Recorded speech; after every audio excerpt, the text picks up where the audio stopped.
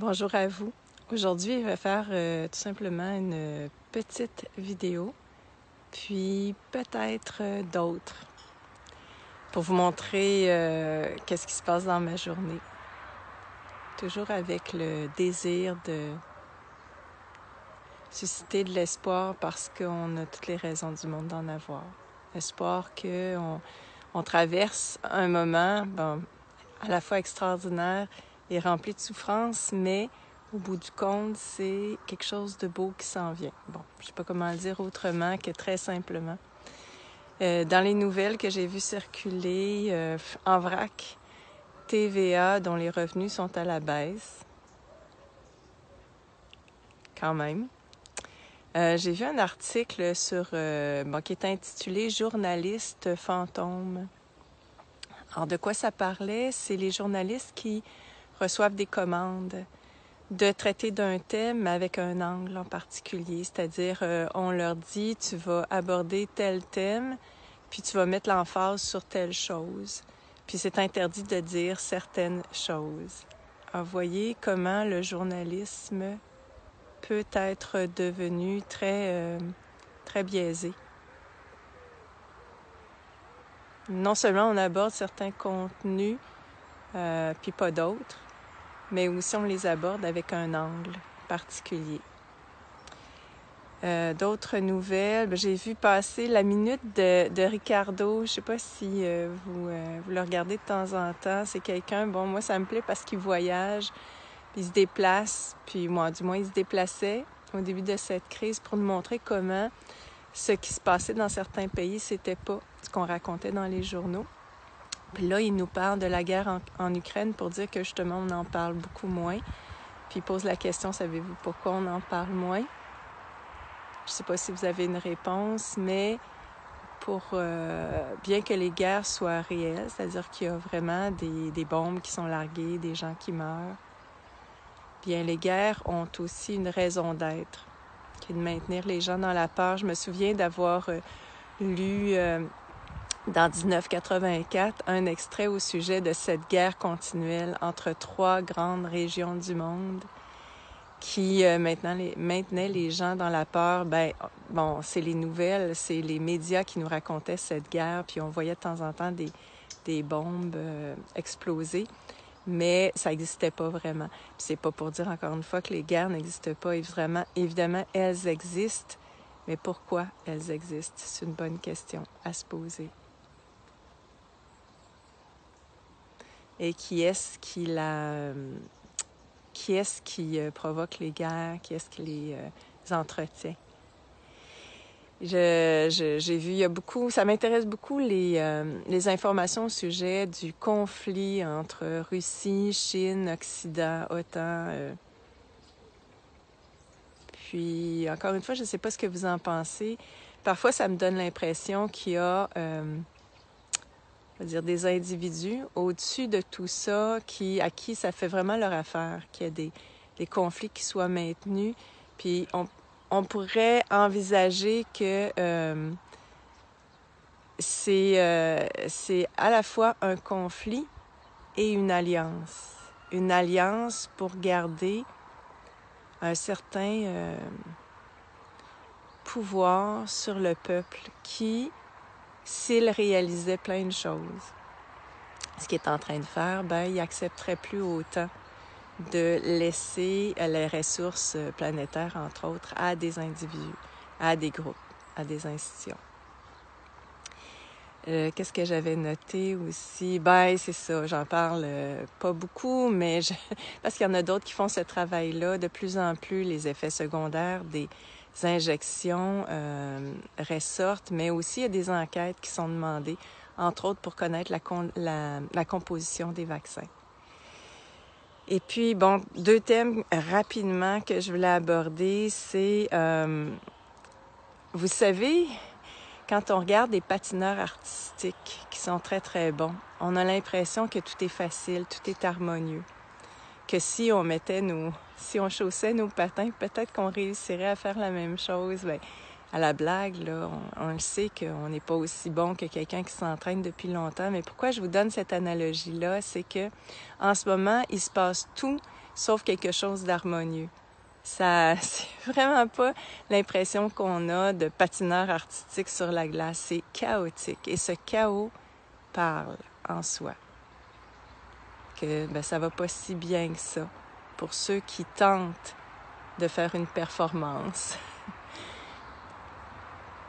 Le show est pas tellement bon. Et c'est pour ça que les médias de masse ont plus de misère à arriver. Ils doivent recevoir des subventions. L'autre phénomène qui a attiré mon attention, mais c'est plus une expérience vécue, c'est ce qu'on appelle la tête dans le sable. Avoir la tête dans le sable pour refuser de voir quelque chose.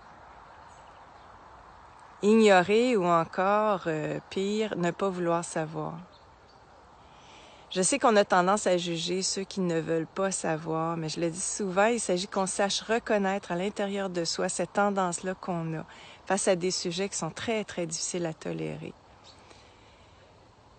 Et le fait de reconnaître qu'on a tous cette tendance-là, parfois, à se mettre la tête dans le sable, ça nous fait accepter davantage nos amis, nos voisins, nos frères et sœurs, nos parents qui le font.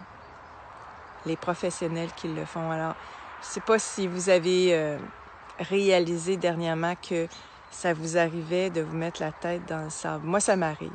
Ça m'est arrivé cette semaine. J'ai bien vu ma tendance à me dire, non, c'est pas possible. Face à ces sujets qui sont délirants.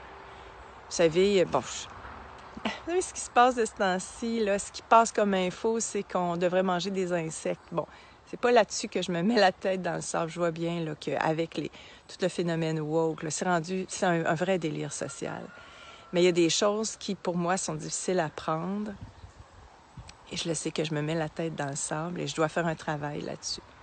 C'est toute cette souffrance qu'on fait subir aux enfants qui sont pas là où ils devraient être.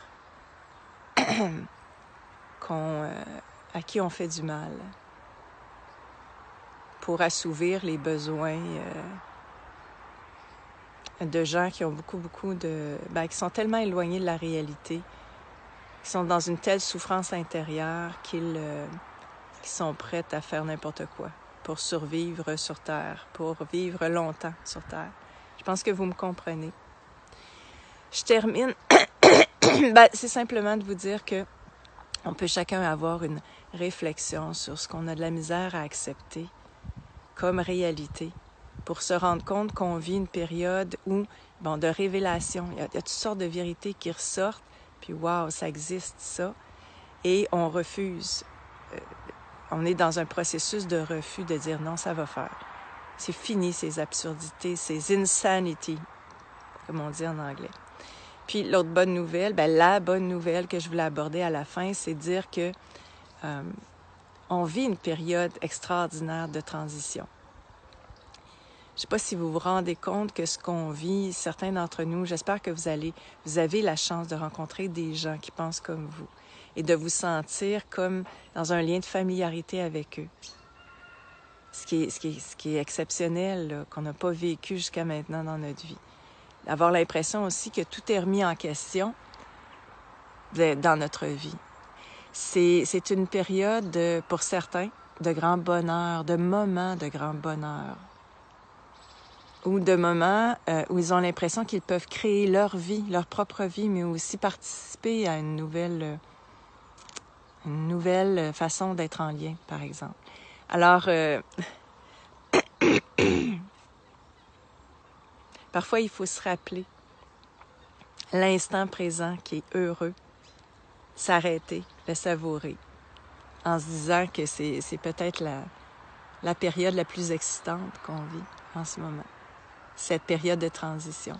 Parce que, dans les recherches sur le bonheur, on sait bien que, je vous donne un exemple, quand on planifie un voyage, souvent on va vivre une grande excitation, un grand bonheur, on est fébrile. Puis quand on arrive, par exemple, on s'en va dans une destination quelconque, on arrive, puis on dirait que c'est plus banal. C'est réel, ça. Et on est dans cette période de transition, de planification, de préparation. Alors, savourons-la. Merci. Merci d'exister. Merci à vous, puis à bientôt. Bonjour, je voulais vous dire quelques mots suite à notre rencontre avec Annick de Souzenel. La rencontre n'a pas été enregistrée parce qu'on voulait que ça reste informel, privé. Mais je reviens de cette rencontre, le cœur veut m'exploser tellement cette femme est touchante. Vous la connaissez peut-être, peut-être pas. C'est quelqu'un qui s'est beaucoup intéressé à la Bible, mais dans une compréhension profonde, en revenant à sa version hébraïque, donc en hébreu. Elle s'est intéressée aux archétypes. C'est une femme qui est brillante, mais ce qui m'a impressionnée, c'est le fait qu'elle soit émerveillée par la vie. Depuis toujours, elle nous a parlé un peu de son passé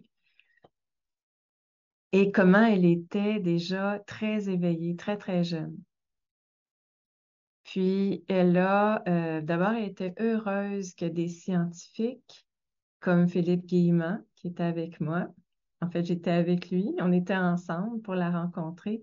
Que des scientifiques réconcilient la science et la spiritualité. C'est une chose. Et ce qui m'a marqué aussi, c'est qu'elle revenait au cœur en me disant, c'est pas le mental.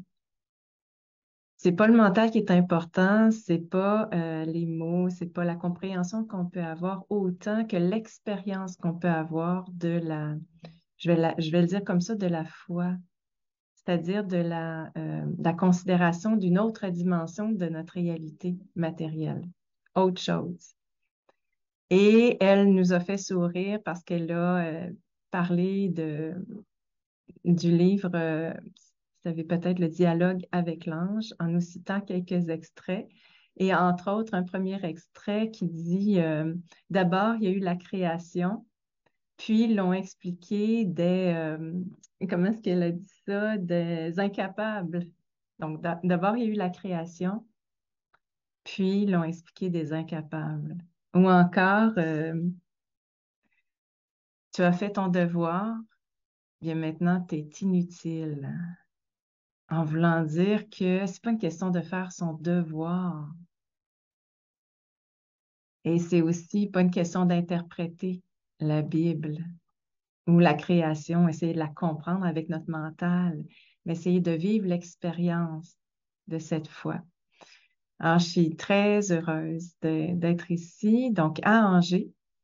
Et la journée se termine avec une autre rencontre avec un groupe, une trentaine de personnes qui est organisée par Claire Richer, qui est une artiste d'ici et qui a invité musiciens, psychologues, nous, donc, pour discuter en toute simplicité à travers l'exposition qu'elle va faire. Pour vous dire qu'il y a des rencontres qui ont lieu en France, chez nous aussi au Québec, partout dans le monde, des rencontres de personnes qui sont conscientes de cette autre dimension, qui participent aussi à partir de leur éclairage à une transformation, à une naissance à laquelle vous participez, j'imagine. Et c'est pour ça que c'est tellement excitant, c'est tellement... en tout cas, moi, je suis pleine de gratitude de vivre cette période de l'humanité, qui est probablement cyclique. C'est probablement pas la première fois qu'il y a une grande remise en question de l'humanité, mais on est là-dedans en ce moment. Puis, ben, moi, ça me rend heureuse. Je sais pas comment vous vous sentez là-dedans, à côté de l'autodestruction d'un ancien monde qui tire à sa fin. On assiste et on participe à la naissance d'un autre monde qui n'est pas celui dont on parle tant dans le grand reset, the Great Reset, la grande réinitialisation. C'est pas celui-là qui advient. C'est un autre. C'est à l'inverse. C'est à l'inverse de ce qui est voulu, c'est-à-dire non pas des futurs robots, mais des êtres humains qui redeviennent des êtres vivants dans le respect de la nature, de la vie.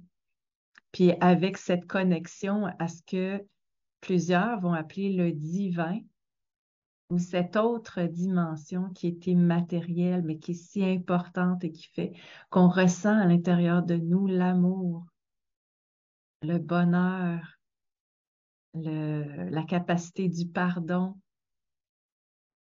la bienveillance envers autrui, envers soi-même aussi. Alors, ben, je vous dis encore une fois merci et puis à bientôt.